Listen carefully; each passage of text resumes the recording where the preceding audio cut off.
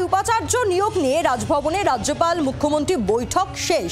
ইতিমধ্যেই 6টি বিশ্ববিদ্যালয়ের উপাচার্য হিসেবে মুখ্যমন্ত্রীর পাঠানোর নামে শিলমোহর রাজ্যপালের। সূত্রের খবর, মোট 34টি ফাইল রাজভবনে পাঠানো হয়েছে। 6টি ফাইল রাজ্যপাল সই করেছেন। আজ দুজনের মধ্যে বৈঠক হয়। কিছুক্ষণ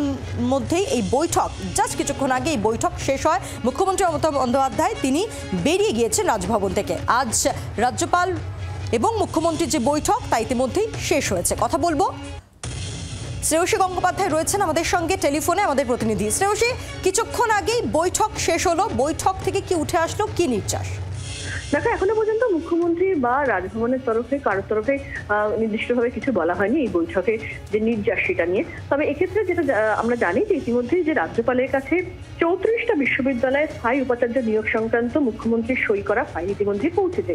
সেই 34টা বিশ্ববিদ্যালয়ের মধ্যে 6টা বিশ্ববিদ্যালয়ের ক্ষেত্রে রাজ্যপাল তিনি মুখ্যমন্ত্রীর যে পছন্দ করার নাম সেই নামেই তিনিও শিলমোহর দিয়েছেন, দিয়ে সেই ফাইলগুলো ছেড়ে দিয়েছেন। বাকি যে 28টা ফাইল রয়েছে বিশ্ববিদ্যালয়ের জন্য, 28টা বিশ্ববিদ্যালয়ের জন্য, সেই ফাইলগুলো কিন্তু এখনো পর্যন্ত রাজভবনের তরফে রিলিজ করা হয়নি। অর্থাৎ স্পষ্টত সেখানে কোনো ফাইলের ক্ষেত্রে, অর্থাৎ কোনো বিশ্ববিদ্যালয়ের ক্ষেত্রে মুখ্যমন্ত্রী যে নাম পছন্দ করেছেন সেই নামের ক্ষেত্রে রাজ্যপালের কোনো একটা আপত্তির জায়গা তৈরি হয়েছে এমনটাই কিন্তু মনে করা হচ্ছে। মানে সেই বিষয়টা নিয়েই কিন্তু মূলত এই আলোচনা, তেমনটাই কিন্তু মনে করা হচ্ছে। তো সেই জায়গা থেকে আজকে আমরা দেখলাম যে 5টা 45 থেকে এই বৈঠক শুরু হলো রাজভবনে, যেখানে মুখ্যমন্ত্রী ছিলেন, মুখ্যমন্ত্রীর সঙ্গে মুখ্য সচিবও ছিলেন, এবং প্রায় আধ ঘন্টা এই বৈঠক হয়।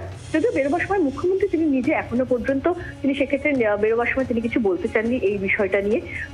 তবে যেটা মনে করা হচ্ছে, যেদিকে লক্ষ্য রাখতে হচ্ছে বা লক্ষ্য আছে, সেটা হচ্ছে যে এই বৈঠকের পরে বাকি ফাইলগুলো, অর্থাৎ 28টা যে ফাইল আছে সেই ফাইলের ক্ষেত্রে 28টা বিশ্ববিদ্যালয়, সেই ফাইল নিয়ে রাজ্যপাল কি সিদ্ধান্ত নেন, তিনি সবকটার ক্ষেত্রেই হ্যাঁ করে দেন, নাকি কোনো ক্ষেত্রে সুপ্রিম কোর্টের যে নির্দেশ আছে সেই নির্দেশ অনুযায়ী যদি তিনি অসম্মত হন মুখ্যমন্ত্রী পছন্দের সঙ্গে, তাহলে তিনি সুপ্রিম কোর্টকে জানান, সেই বিষয়টার দিকে কিন্তু এখন নজর থাকছে।